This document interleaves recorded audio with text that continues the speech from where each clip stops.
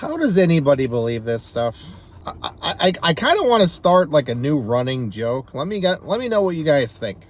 They'll start with, "You're as dumb as a Trump supporter if," and I'll just continue for today. "If you buy this executive order that Trump is pitching or he signed to lower drug costs in America," here's what pisses me off about this stuff. Everybody's pissed off about drug prices. They're insane. Totally insane. But this idea, this executive order, is not enforceable at all. It's not. The plan here is apparently to have us pay the lowest cost that anybody else in the world that has the lowest cost pays. And that it's going to be offset by other countries paying higher costs for drugs. Here's what drives me crazy about this. I know MAGA folks have been pissed off and very suspicious about Big Pharma for a long time. But I have bad news for you on this one. The markets and Big Pharma responded favorably to this. You have to ask yourself, how does that make any sense? People in Europe are going to get screwed over. Maybe. We'll see if this actually happens. I highly doubt that our drugs costs are going to go down. And it's just, people are missing the boat on this entirely. The reality is, Americans, yes, are getting gouged. We are. We are not subsidizing the costs that other countries are paying.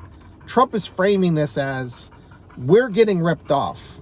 A victim. We're the victim. Remember, they always have to make themselves a victim. They have to make us a victim. But we're a victim of who? He's saying we're a victim of other countries. We're subsidizing their lower costs. No, we're not. If we are a victim of anyone, it's the corporations. And Trump's a capitalist. He's a fascist. They never point at the actual players, the capital owners. They never point at them and saying, you're ripping Americans off. They don't do that. And you know who has? Again, they didn't go far enough.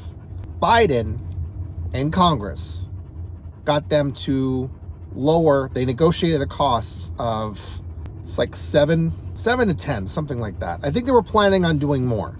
Kudos for actually getting something done that's actionable and that was going to go into effect. I think Trump killed it. Who knows? But they lowered the cost. They negotiated the cost for, I think, 7 or 10 common life-saving medications that are the ones that are most commonly used by people that are very costly, and they advocated to get those down. They also put a cap on insulin. And again, this is my major beef with neoliberals. We should have been advocating for Medicare for all. Obama, he should have whipped the rotating cast of villains into shape to get Medicare for all and negotiate for all drugs. That, if you do it through law, that has power. Executive orders have no power in it of themselves. You can't really do very much through executive order, to be perfectly honest. Congress has more power. You might be dumb as a Trump supporter if you believe that something that Big Pharma is excited about is good for you, and that Trump did a big win for the American people. No, he didn't. What he did was he's going to put more money in the pockets of Big Pharma and the executives, and he's going to gouge people around the world, and he's going to hurt healthcare for millions, maybe billions of people around the world. And we're still going to get price gouged. We're still going to get price gouged because that's what capitalists do. You always hear this phrase like they'll put the cost based on what they think the market will bear. And quite frankly, the market is unbearable for just about everything, right? If you needed to get an education in this country and you weren't born lucky, you weren't born rich, you have student loan debt that's crippling you, and Trump just made that worse by promising to garnish your wages, which also means that your assets can get involved and be taken from you. They can put you into bankruptcy, and you still can't get away from that student loan. Just because you had the audacity to follow the rules and do what they told you you needed to do. They made a deal with you. They said, listen, you want to get a good job, you got to get an education. And over 51% of the jobs out there require at least a bachelor's degree. That is not free. It should be. It's not cheap. You have people that have student loan debt that can't get out from under it. Housing costs are out of control. Almost anywhere in the United States, you need to be doing pretty well for yourself. Like, you need to have a six-figure income.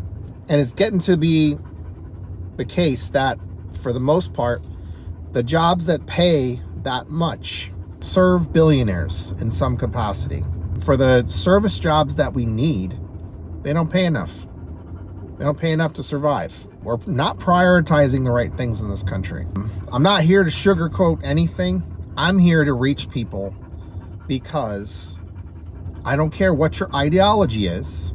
I don't care what culture or background you come from or practice. I don't care about your skin color. I don't care about your religion or if you don't practice a religion. I care about you as a human being.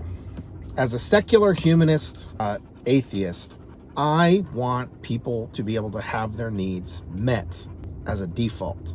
Housing, education, food, healthcare. I want you to have plenty of leisure time, plenty of time for your family and your interests. Travel. It's really, like, I wouldn't say it's mandatory to travel. I think it's highly advisable and beneficial for all of society for people to travel and get outside of their current sphere of influence, because it's important for us to see other people, see the way that other people live their lives and experience that. We can share culture, we can share ideas, we can understand that there is a bigger world out there. Expand your world. I didn't know until I started traveling. I hadn't really traveled very much. And I got a deep appreciation for seeing the world, seeing other people, experiencing things. And that's important. So I want you to have free at the point of use healthcare. And I want you to have medication that is either free or very cheap, because other countries do that. And they are nowhere near as wealthy as our country. So what's our country's problem? Our country's problem is we have corporate capture of our government. And now we have fascists in charge. Fascism tends to come to power when capitalism is on the decline. It's lost its legitimacy. As things start breaking, and then the fascist authoritarians come in and they claim they have magic ability to fix things. And they'll point in every other direction except for the actual problem. It's them. It's the people that helped them get into power. It's the people that were not educated enough to understand what they were voting for. Not capable of seeing beyond the current paradigm that we could do better. We could demand better. In this country, I thought we were free to express ourselves. But now, people that want to say human rights are paramount. Constitutional protections matter. The Bill of Rights matters. The law, although imperfect, matters. We have a right to life, liberty, and the pursuit of happiness. The state has no right to engage in state-sponsored terrorism. We are experiencing terrorism from elected leaders that have routinely violated the Constitution, violated the law. They're getting smacked down in court. They need to be removed. They need to be impeached. That is the remedy for our do-nothing Democrats that just struck down an effort to get people on the record with their vote for or against 7 articles of impeachment. Shame on you. We will not forgive. We will not forget. We will remember what you've done thus far to collaborate and aid and appease fascists. Come primaries, we will support your opponents, and they will be people ready to defend the people. They will be of us, for us, by us. If I seem pissed off, it's because I am. Because we do not abide by kings in this country. We don't negotiate with terrorists of any kind. And there was a time in my life where I swore an oath to my country, to my Constitution, our Constitution, to defend this nation from all enemies, both foreign and domestic. I swore an oath to the Constitution first, not to any man. That is to defend patriotically all people, irregardless of what soil they were born on. I do not give a flying fuck about borders. We used to claim we cared about spreading the values of democracy, of empowering people to have representation, to have their rights and their freedoms defended, expanded, their lives to be improved. We do not abide by tyrants. Those of you who believe in the Second Amendment, who claim you arm yourselves to defend this nation, yourself, your family, your loved ones, your fellow man and woman against tyrants, I hear nothing from you. Defenders of this man who had not had a right to take an oath of office for the second time. He was disqualified by the 14th Amendment, Clause 3. He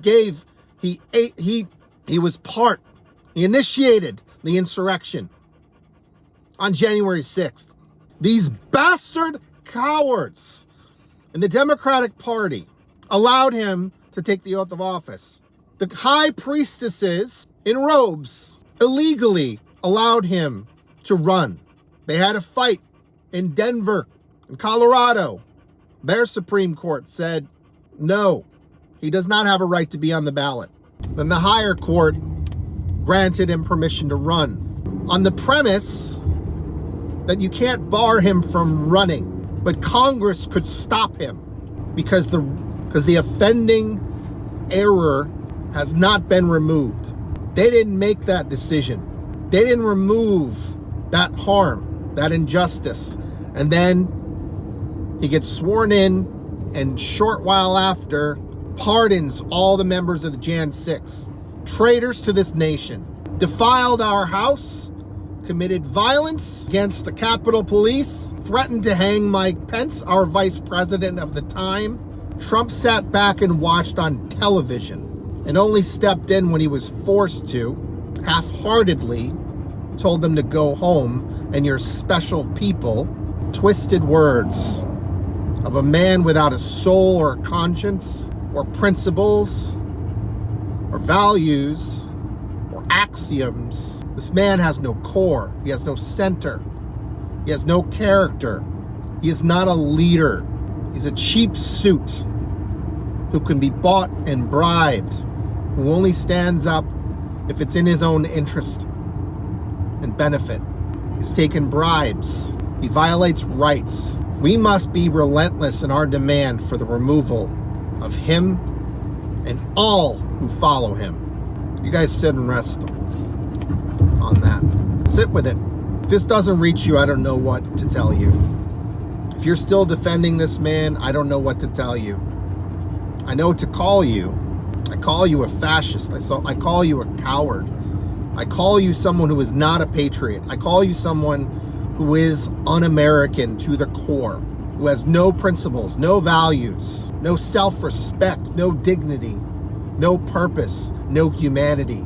I do not suffer fools. I have worked hard to get where I am. I spent time, I sacrificed 8 years of my life for this country. Though imperfect, I vowed to give my life if necessary, to defend my fellow man, to defend my country, defend for people.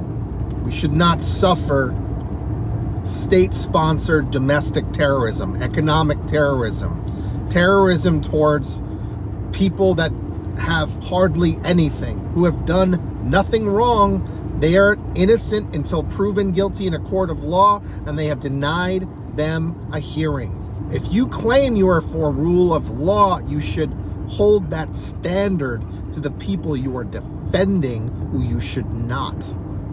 You should direct your ire towards them. You should be saying, how dare you? You need to be held accountable. Many of you have committed crimes against humanity. Anybody involved in these kidnappings and renditions to CICOT should be sent to The Hague for judgment and sentencing, because their crimes were committed in the open. It will be a years-long effort to scratch the surface for more of their crimes that they have attempted to hide, but they are incompetent, and their crimes will be revealed. And sadly, in this country, we have a record of not holding powerful people to account that have served in some sort of official capacity and have committed crimes to an embarrassing degree. And even people like a man that many has respected, like President Obama, said we should look forward. Shame on him. He's a sacred cow in the Democratic Party, but I do not care. I have a First Amendment. My First Amendment, freedom of speech to address my grievances with my government and request remedy. That was wrong. We should have prosecuted war criminals, himself included. The Bushes, for certain. Biden, for certain. Trump, for certain. I'd have to go back further for the others. Rule of law means little to nothing if it's not upheld. If you believe in rule of law, you believe it to be applied universally and absolutely. And if it's wrong, if there's something wrong about the law, we change it. We have systems for that. Okay.